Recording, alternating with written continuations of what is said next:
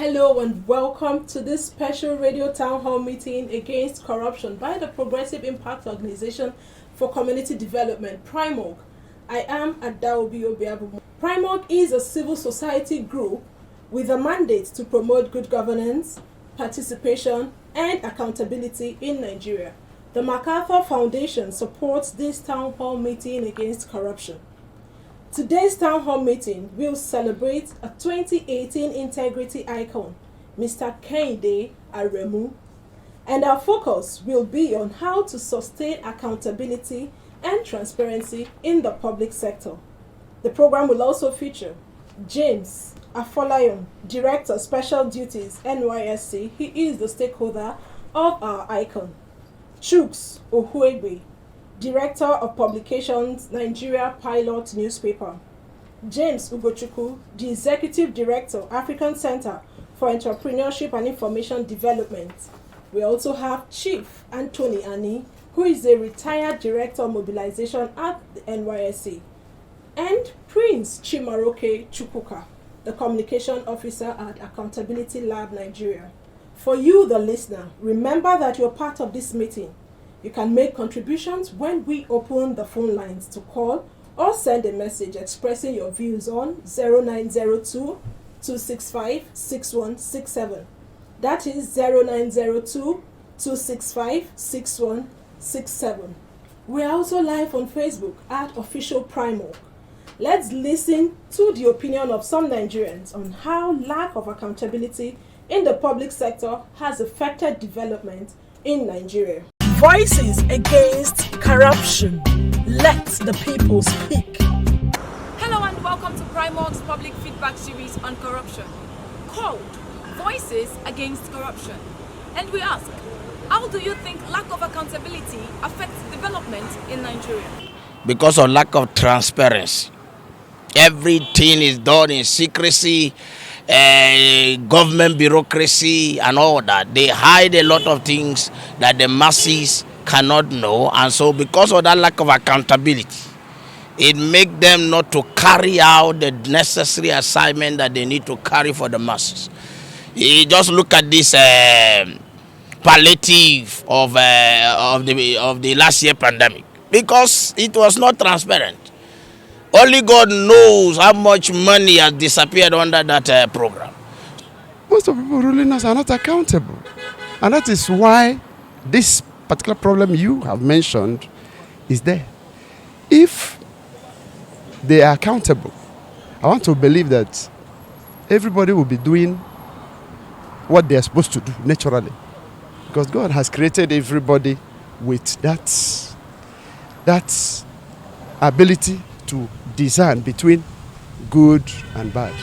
Lack of accountability has affected the development of Nigeria right from 1960 till date. If you go back from 1960, you will discover that the lack of transparency, the lack of accountability started from independence. But the problem, the worry is that lack of accountability is on the rise, is increasing year in, year out, which has become an obstacle to development in Nigeria. The country is actually in a very deep mess because our officers have not been accountable to us. I think if they've been accountable to us, the country will have moved further than where we are today. A lot of things are really bad. We don't have good roads. Our system is bad. No water. No electricity. So we can see that we have enormous problems. If we say from 1960 to date, the money has been looted by public offices is enough to get this country developed. So it's really, really affecting us, and it's going to affect us moving forward. If there is accountability, everything is accounted for. Funds will be allocated to every sector, and each sector that is being allocated, they use it for that particular sector. There will be development. Things will move as it's supposed to be. But the problem is, there is fund allocated for this sector. Somebody somewhere is moving the funds to the wrong side. that sector that is supposed to be developed remains stagnant. That's why we are where we are.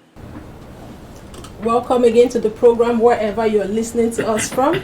Accountability means that you are responsible or accountable for something. Accountability is a concept deeply rooted in political power, democracy, and good governance. It is the bridge linking citizens with the leaders to whom enormous power has been entrusted. Accountability in the public servant's report card on how public money is spent and used on behalf of the people. It therefore goes without saying that the notion of accountability and good governance are connected, and the first evidence of bad governance is the absence of accountability. Today, Nigeria is faced with a crisis of transparency and accountability. Our public and commercial institutions are plagued by astronomical and catastrophic corruption. Public funds are managed by cronies and social networks that account to no one but themselves. To make matters worse, the ugly tales of corruption in the public sector still persists. For example, the World Bank Country Procurement Assessment Report, CPAR, had revealed that Nigeria was losing an average of $10 billion annually due to various underhand dealings and abuses associated with public procurement and contract awards. Also, more than 300 million was not accounted for by 265 agencies of the federal government after they violated the fiscal and audit rules governing the operations of government accounts according to the 2017 Auditor General's report. Despite this ugly picture in our public sector, a few individuals stand out in their workplace like stars, fighting corruption with their high level of integrity. And I'm glad to tell you that we have one of such persons in the studio. He is Kehinde Aremu, a deputy director with the National Youth Service Corps, NYSC. Aremu has surmounted threats and attacks on his life to ensure government systems are accountable and transparent by redesigning the current NYSC mobilization process. He also pioneered the digitalization of the NYSC staff record system. In this process, he uncovered inconsistencies in the documentation of some of his colleagues. This meeting will further discuss the dangers of lack of accountability and transparency in the public sector and how to tackle the menace. We have an array of experts in the studio. And remember that you are in this radio town hall meeting wherever you are listening to us from, and you have the opportunity to make your contributions when we open the phones. Do you know that poor or lack of accountability and transparency in the public sector has massively affected our development as a nation? Have you also wondered what we lose as a nation because our leaders and public service holders are not transparent and accountable in running the affairs of the nation? And what must we do to encourage and sustain accountability in the public sector? Once again, let me welcome my guest, Kehinde Aremu, who is proud to spread the gospel of accountability across Nigeria. Welcome to the program. Thank you. Could you tell us your motivation in choosing to be a person of integrity despite the challenges you faced, and share with us one of the incidents where you ensured that the right things were done in the workplace?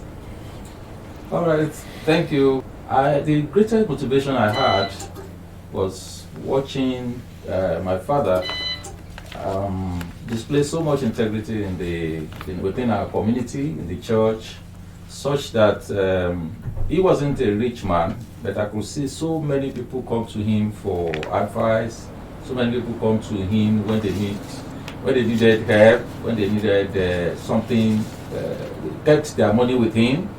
I remember very well when Nigeria was changing money, everybody would gather their money and give to my father to change for them and all of that. So I saw he wasn't rich, but I saw a lot of people defer to him. I saw a lot of even pastors that used to be revered in our community. They would come to our house so I saw he was very revered, and I liked that. He taught us to do that.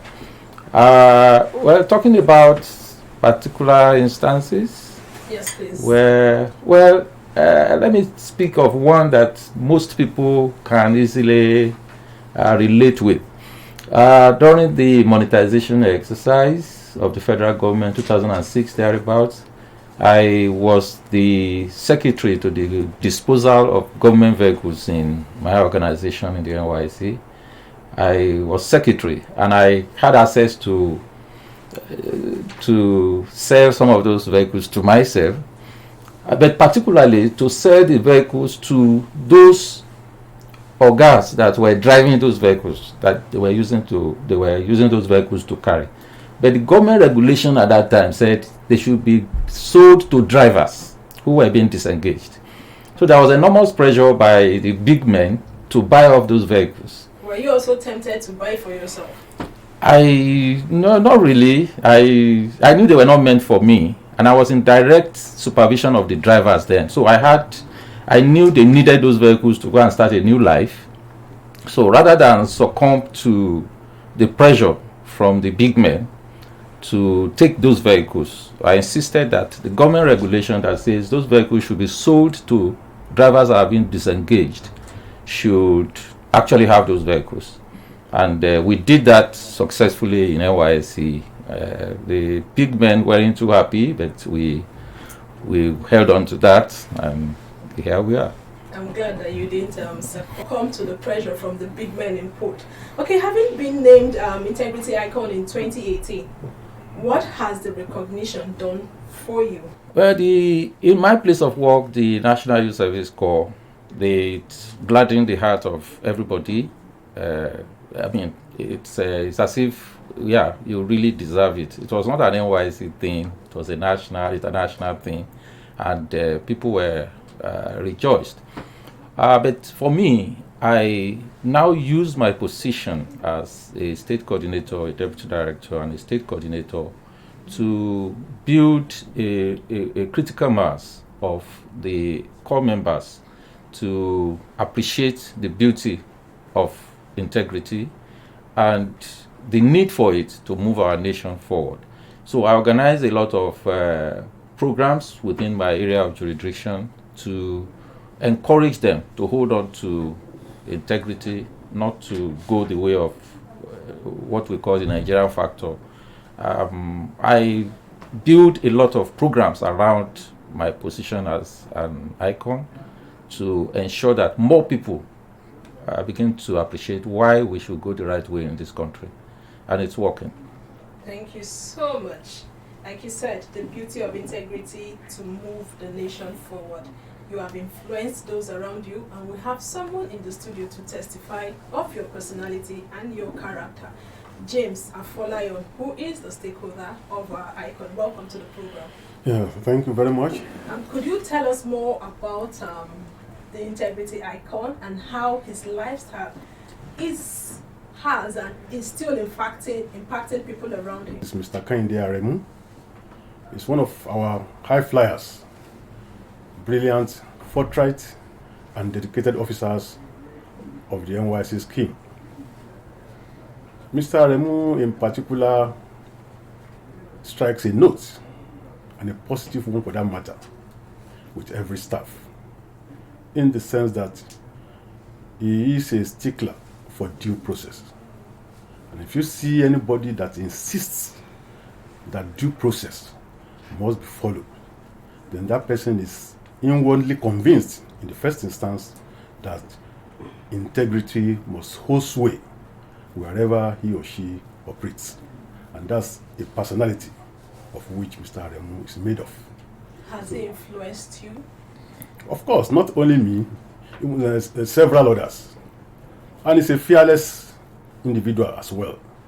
Even during our workshops, conferences, he expresses his opinion on issues. And most of the time, by the time they are examined, they lead to the upliftment of the organization. Okay, could you please tell us what we should do to encourage accountability and transparency in our areas of influence? Accountability, transparency, integrity in the world of today are a sine qua non for development. As such, all of us as leaders in our various spheres of influence should promote accountability by being personally responsible for whatever we are doing and by ensuring that we are accountable. And what do I mean? In whatever we do, we should know that an authority has placed us there. One, God Almighty. Because even in our churches and mosques, we are being told every day that the only visa for us to go to heaven is being of a man or woman of integrity and being accountable. So there's a God factor in being a person of integrity? Yes, there is. There is a God factor in being a person of, because if you fear God, of course, and read the holy books, what they say, and obey the instructions, of course, you will cherish integrity. And that is very important. Thank you for your submission. We have Chief Anthony Ani, who is joining us from Enugu via phone. He is a retired Director of Mobilization, National Youth Service Corps. Thank you so much for joining us. Thank you. And how is Enugu today? We thank God, everything is fine. Okay, you were also a hard-working officer with the NYSC, and your records there indicate the high level of your integrity. How can we increase the low level of integrity in the public service? Thank you very much. Now, the reason why you have low level of integrity in the public service, there are many factors. Ranging from lack of leadership towards integrity, down to societal loss of values. Nigeria now tend to have lost our values. Those values which we were taught even when we were in primary school in those days, where you are being told that even when you take your parents' property without their consent, just and so this is one of the reasons why you have lack of integrity in the society. It has become a norm, and this norm, bad as it is, appears to be receiving blessing from even the wider members of the public. And that's why whatever we are going to do to bring high level integrity is to look at leadership. Who are the people we make leaders in all facets of our daily life? If we are able to scrutinize and get the proper people with high level of integrity, it's going to permeate down the line, because those who are under any leader, they are watching the leader. They are seeing the character of the leader. And whatever he is doing, those down will imbibe it. And so, if we are going to increase the level of integrity in our society and in organizations, you have to look at the question, who is the leader? What is the character of the leader? What level of integrity has this person that you are appointing to lead others? Not until you do that, you are going to be getting the kind of low level of integrity in the public service. Because those who are down the ladder, if they have a high level of integrity and the leadership does not have, you'll find out that those at the low level, no matter what they do, there is no way their character can be known or how they are going to be praised. Rather, they will be frustrated and they will be discouraged. Okay, you talked about loss of value. In 1 second, who should instill these values on the citizens? We start from our parents. Education starts from the home. The parents. Yes, because when I was growing up, my parents, immediately I come back from school, they will bring my bag, check if there is a pencil that does not belong to me. My parents will ask you, who has this pencil? And if you refuse to give an explanation, and they know that they are not the one that bought it, tomorrow you have to return it back to school. So it starts from our parents down the line, going to our churches, our places of work, and so on. School. In fact, by the time I was graduating from secondary school, I can never forget what my principal told us. I went to government secondary school, Owen. The best school for me, the best school in Nigeria. For you. My principal told me and my colleagues, he said, if you lose wealth, you have lost nothing. If you lose health, you have lost something. But if you lose your name, you have lost everything. And your name depicts who you are. Exactly. So, people should know that it is more important than anything. You have money, you do not have character, you do not have, there is no integrity in you, it is rubbish. Okay. And that is what we are seeing in Nigeria. Good name, like we say, is better than riches. Our value is down. How much does one have? How many people and all not? And you see people, they will do everything in order to get this money. Things that are ugly. Okay. Let's move forward. Do you think the system, talking about the mode of appointment, promotion, and the ethnic and religious factors, are partly responsible for the low rate of integrity in our public sector? And how can... Okay, go ahead. And how should we encourage integrity in the system?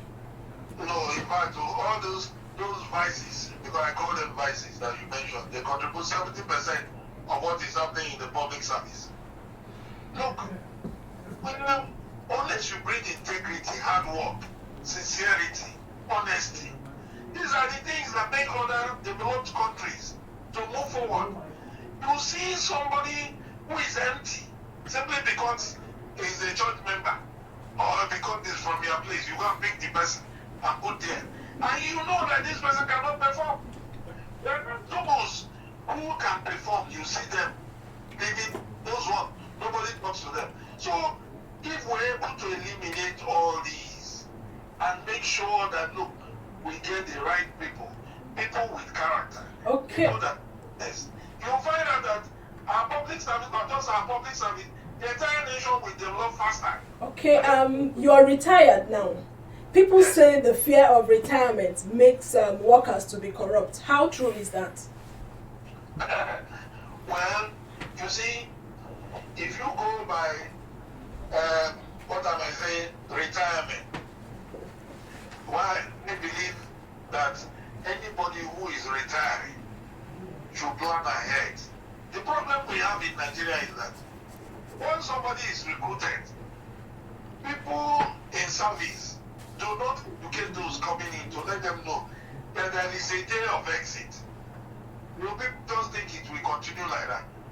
Because planning retirement is supposed to be from day one that you join the service. Okay. All right. Yes. But that is not being done. So, if you say, oh, because what you have been paid after retirement, that's what will make you to be sincere and not to have integrity. No, you have failed. But if you start from day one, I would have to cut you short here because our time is almost, we have more guests in the studio and our time is fast spent. Thank you so much for your submission. thank you very much. We just heard from Chief Anthony Ani, who is a retired Director of Mobilization, NYSC. And from what he said, lack of leadership and loss of value are factors that have reduced the level of integrity in the public sector.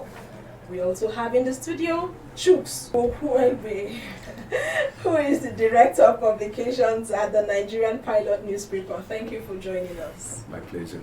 From your wealth of experience as a journalist and editor, how big is this issue of poor accountability in the public sector, and what dangers does it pose to our development as a nation? Thank you very much. Good to be here. Straight to the point. Lack of accountability is at the root of what is happening in Nigeria today. It has eroded every facet of our economy, from the appointment of personnel to the management of resources, things going down. And the primary effect is that livelihood is at the lowest ebb, and with its attendant effects. Well, if you look at, because of this poor personnel that man things, that's the leadership problem which we have in this country. You discover that the things we do, that the set goals are never achieved. I'll give you an instance. In 2015, our foreign debt was $9.7 billion. As at 2020, according to reports from DMO, Debt Management Office, our debt profile has gone up to $32 billion from a period of 5 years, meaning that something is wrong. But the question is, how come these things keep happening and they are not checked? The 1999 Constitution, as amended, is quite explicit on that, because the legislature is given the mandate by Section 88, subsection 1, A and B, to be a check on the executive arm. Now, you discover in Nigeria that in the past 10 years, capital projects, we hardly implement 40% of our budget, and nobody is asking questions. So if the lawmakers, both at the federal and the state, because we cannot just concentrate in Abuja and talk about the National Assembly, every state has a legislature that has to keep an eye on the executive arm and their spending. But it is never done. The governors pocket the members of state assemblies, and here at the national, people play party politics. Yes, it's our party that is in power. We have to make sure that no evil happens to them. So accountability is lacking. Accountability is lacking. How do we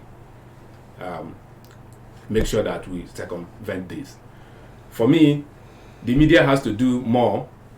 The media, to me, is not doing much. That is one. The media has to investigate more. After all, Section 22 of the Constitution vests on the media the responsibility to investigate, to hold them accountable. That is one. Secondly, the NGOs, more NGOs that are National Assembly based, to monitor the spendings. It is not things are going wrong, but immediately the budget comes on, is pronounced, from that day it begins to track it. We have some that are still doing it. Serap is doing budget and all those. Some NGOs that are doing it, but this country needs more. And when we get to that level and things are not done, they have to liaise with some lawyers who will prosecute, who will go to court to ask for people to be held accountable. Talking about law, there are several public institutions, agencies, and laws set up to instill accountability in the public servants. Why are we still where we are right now? And why are we not taking enough punitive action against corrupt government officials? Why we are where we are is because there are not enough laws. And two, the few we have are not being properly implemented. Thirdly, the judicial process is rather too slow and prone to being circumvented. I'll give you an instance. Only yesterday, the immediate past head of service, Oyeta, her case came up at the Federal High Court. And the presiding judge had to step that matter down. Reason? Because EFCC is not prosecuting that matter well. So when you have instances like this, that someone is allegedly indicted and being prosecuted, and the office that's supposed to oversee the prosecution is deliberating about it, or you don't have enough evidence to prosecute someone, you've done the media trial and blackmailed the person out of office. Something is wrong somewhere. So there must be honesty. An organ of government, like in public service, they have Servicom. Has Servicom been doing its job? Has it held accountable those who are working there? And so that this awareness will be created across the board and people will be held accountable when the time comes. Thank you so much. We're still lacking in those areas. Okay, like you said, we have insufficient laws, and then implementation is also a challenge. And you mentioned that we need more CSOs. Absolutely. It's good we have a CSO joining us via the phone, James Ugochukwu, who is the Executive Director, African Center for Entrepreneurship and Information Development. Thank you for joining us, James. Thank you, Adobe. Good evening. Good evening, listeners. What is responsible for the growing disregard for accountability and transparency in the public sector? Well, the saying goes that when there's no law, there's no sin. But that's not our own case in Nigeria, because we have laws. We have enough laws that can actually put the public sector accountable to the people. The lack of implementation or lack of oversight and implementation of these provisions of these extant laws have emboldened some rogues in the public sector to have disregard for accountability and resist transparent practices. So the public sector is so corrupt to the extent that it is trying to say that officials in the public sector are not only corrupt, but corruption is official. So it's lack of effective oversight on the part of the government itself, namely the executive, the legislature, and the judiciary, that is responsible. Then the people, but when I talk about the people, we're not looking at only the press or the people in the development sector, the civil society or the NGO. We're talking about people in the community. So people need to hold their representative accountable. By the time you hold your ward councillor accountable, your local government chairman accountable, and your representative from the state House of Assembly to the National Assembly accountable, then realize that it will be very difficult for any people in the ministry to be diverting money meant for your constituency. So we all have our own respective role to play, and we all are guilty of poor oversight on what is happening in the public sector. Citizens, we all have our own responsibility. Talking about citizen-led accountability. Research shows that corruption in the public sector hinders Nigeria from achieving sustainable development. How best can we overcome this dangerous reality? Well, this reality can actually be overcome by the effort of the people I just listed before. Because normally we see that the government or the politicians, they usually talk the talk, but they don't walk the walk as far as combating corruption is concerned. So the management of fight against corruption is still cosmetic from the part of the government. And of course, we're in democracy, and it's one of the systems of government that offers the best hope for entrenching and enhancing public accountability in any society. But maybe due to the military regime, long term of military regime that we experience in the country, we sort of are still suffering from military regime hangover. You know, in military regime, they handle their own operation in opacity.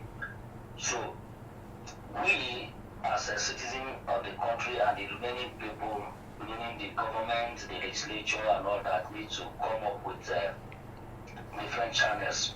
And I'll just name a few things. One, election and opposition. We should look at having a very credible election, because the sort of people we elect to public office will determine how they will handle anything concerning corruption.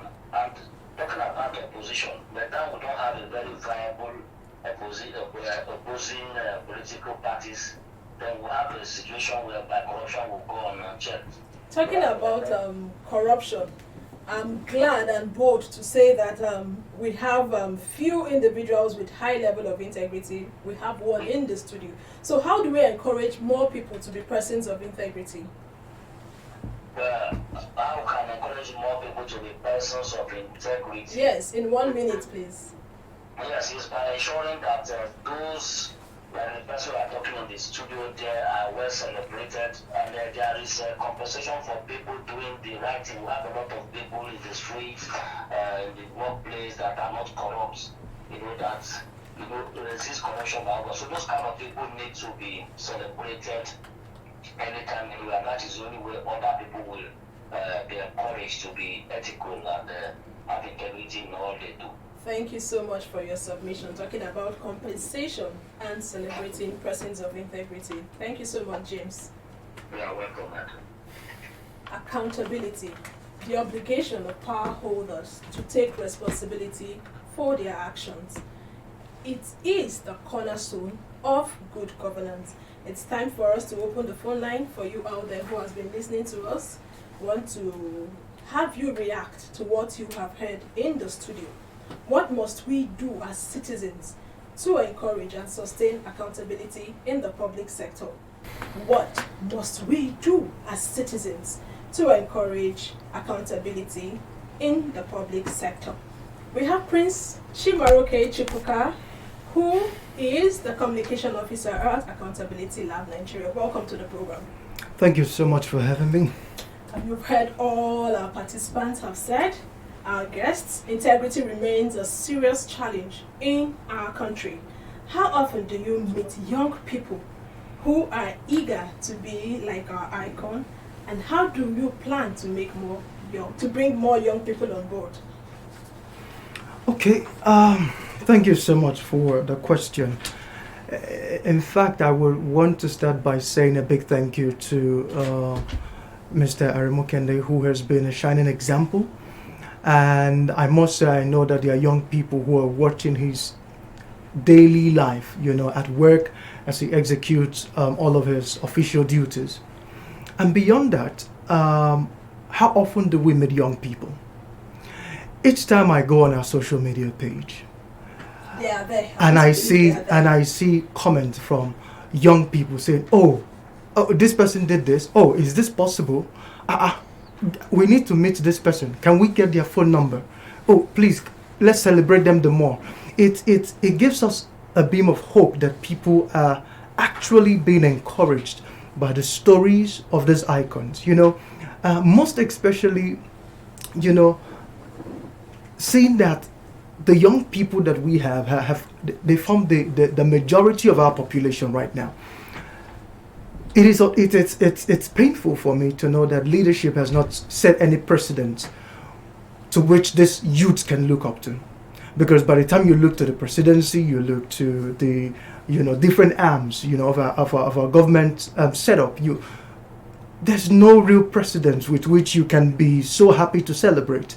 But I thank God that today, with what we do with the Integrity Icon Awards, we've been able to support men and women who are in public service who have said, no matter what the circumstances become, we will not compromise on doing the right thing. And this for us. Youth there? Yes. I believe we have young people who are beginning to emulate the character of these icons. Take, for instance, when I was at your appearance at Ray Power. The beauty of what I heard, the core member who learned from Mrs. Tani Nimlan, the assistant DG for NAFDAC, she said when she came into NAFDAC, working with Tani Nimlan, she was a core member, but she saw how diligent she was at her work, how she would not compromise standards, and she felt as a young person that I need to be like this woman. And today, while she still works there, that story alone has left indelible memories with her that will take her a long way and also affect other younger generation. So, as regard engagement with young people, beyond social media, we have what we call school outreaches. We do this Catch Them Young with ICPC, where we have school anti-corruption clubs, when we go to primary schools and secondary schools, and we're creating clubs to say, hey, let's come together, let's talk about. The youth are interested. Exactly, they're interested. They're happy to know that in the midst of all of this, that people are still talking about values that count, values that people can want to, hold dear to, and when they grow up, begin to make a real impact for our nation, Nigeria. So for us, that is big, and we will keep doing the work there. We have a message via Facebook from Muiwa Ogunbayode, and he says, as much as you are trying your bit to expose corruption, I don't know when things will change for real. These politicians are really not ready to make life better for some of us. I want to say that yes, we are exposing corruption, but we are also celebrating persons of integrity. Mm-hmm. Don't give up. Don't give up. The fight against corruption is everybody's fight, not just for the politicians. That is why, as a citizen, it is your responsibility to hold the public holders to account. Don't give up. We must win this war against corruption. Okay, let's get back to our icon. Given our current reality as a nation, what must we do to sustain accountability in the public sector? Yeah, I will start with what Accountability Lab is doing. One of the things that make people, you can't beat them, you join them syndrome, is because you do the right thing, you are even vilified in your place of work, or you be the loser for it, if you know what I mean. But when you are convinced about the path you have chosen, and a larger section of the society begins to appreciate what you do, so that you don't begin to look like a misnomer, somebody that is doing. They will even ask you, "Are you okay?" So when it may not be everybody, but when people begin to be recognized, definitely it doesn't have to be monetary, but just recognition that we appreciate what you are doing. We'll still have a lot of that, a lot of people. And I want to also recommend a bit of what we do in my own organization. We are beginning to institutionalize probity and accountability in our organization. Good. Yeah, it has become like a taboo to extort, which is the major corruption point or center in my organization. So we have institutional support. If you can have institutional support, for those that want to have integrity, it's a plus. For those that don't have it, it's a building block. And finally, for every ill that I know in this country, I think impunity is one of the enhancers of all these kind of things, all this corruption in the impunity. When you don't get people that pilfer don't get punished, and those that don't pilfer don't get rewarded, then there is no motivation to do the right thing, and there is no demotivation to do the wrong thing. Thank you so much. Talking about institutional support and encouragement, appreciation of persons of integrity. Thank you for that valid point. I would have the remaining guests react to this question. What would be your charge to the federal government on tackling corruption in Nigeria in 1 minute? I'll start with you. Okay. I think for now, the government is doing its bit with regards to that, but I want to suggest and encourage us to increase the tempo.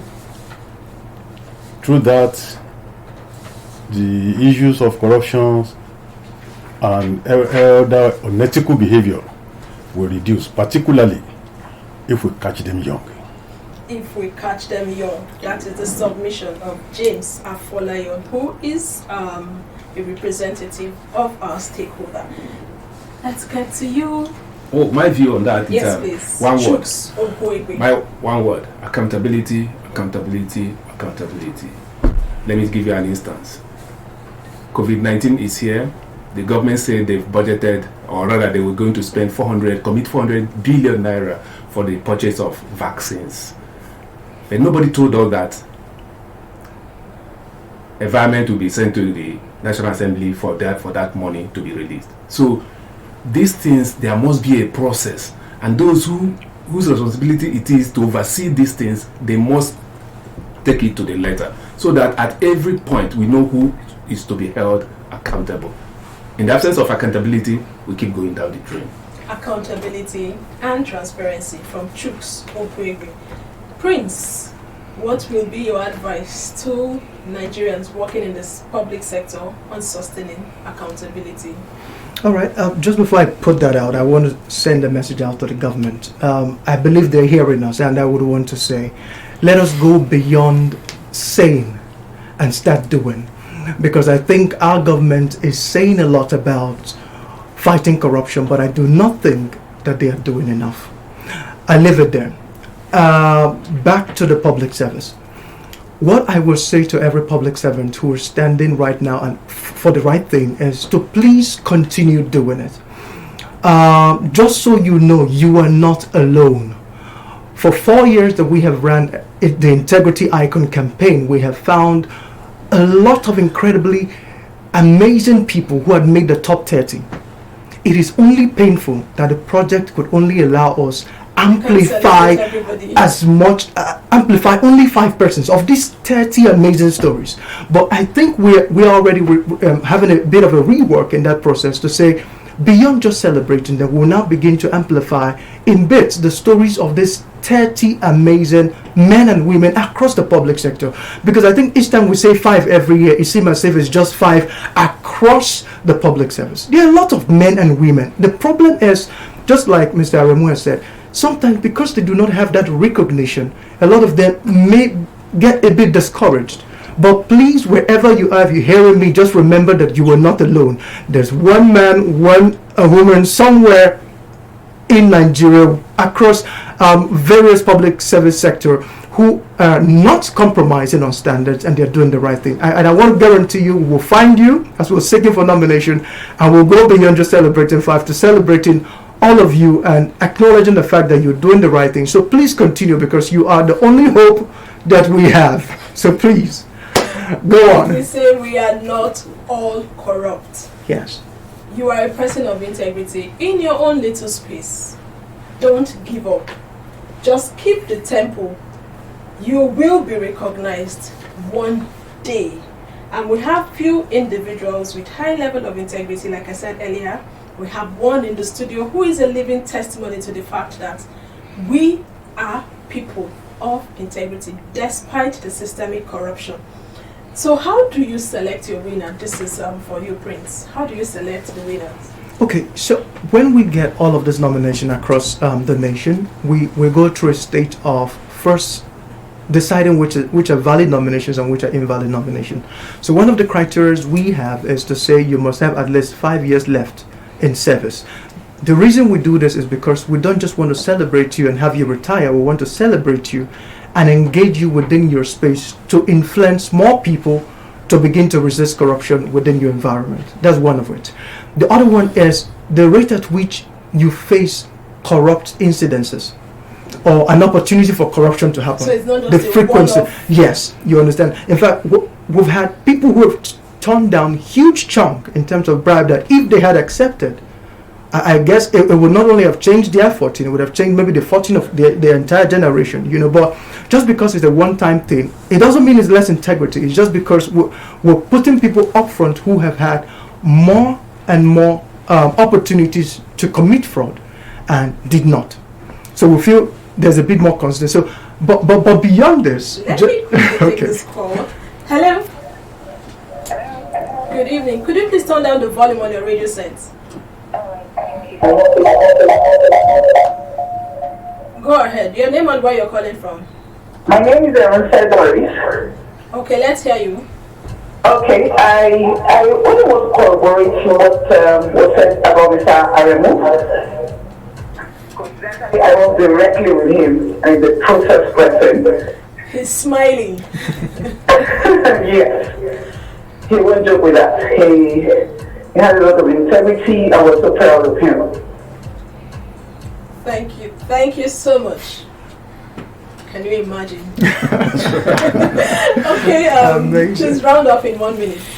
Exactly. So, like I said, we looked at the amount of years you have left. We looked at the opportunity for fraud to happen, and a few others. And once we have this, you now make the top 5. You understand? But beyond this, like I said, we are now building a network with all of these persons who have made it to top 30, because we feel that if we can bring them into a network so that they can understand that they are not alone, that there are other people across other places who are doing the same thing, it will build a kind of synergy within their spaces, and they know that, oh, I'm not just resisting here, I'm doing my bit, others are doing their bit, to see that we build a nation that our next generation will be proud of. Thank you so much for the work you do. Accountability is the bridge for linking citizens and the state. Citizens' engagement contributes to responsive government. And like one of our guests said, Chief Annie, it is the responsibility of the parents to instill values in their children. And with this, we have come to the end of this special radio town hall meeting against corruption. We sincerely appreciate Kehinde Aremu, our shining example in the public sector. Thank you so much. Thank you, Ado. We also commend James Afolayo, the Director, Special Duties, NYSC, whom our integrity icon have influenced positively. Thank you for being here. Thank you. We also appreciate Chuks Ohuegbe, Director of Publications, Nigerian Pilot Newspapers. Thank you so much. My pleasure. James Ugochukwu, who is the Executive Director, African Center for Entrepreneurship and Information Development, who spoke to us via the phone. Prince Chimaroke Chukwuka, Communication Officer, Accountability Lab, Nigeria. Thank you for always being here. And lastly, to Chief Anthony Ane, Retired Director of Mobilization at NYSC.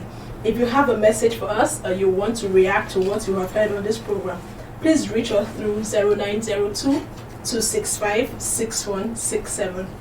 That is 0902-265-6167, or through info@primorg.org. PRIMORG is spelled PRIMORG. Please visit the news page of our website, news.primorg.org. That is news.primorg.org for all the details of our reports, videos, and interviews. Visit our website, primorg.org, to get all the information about PRIMORG. Again, PRIMORG is spelled PRIMORG.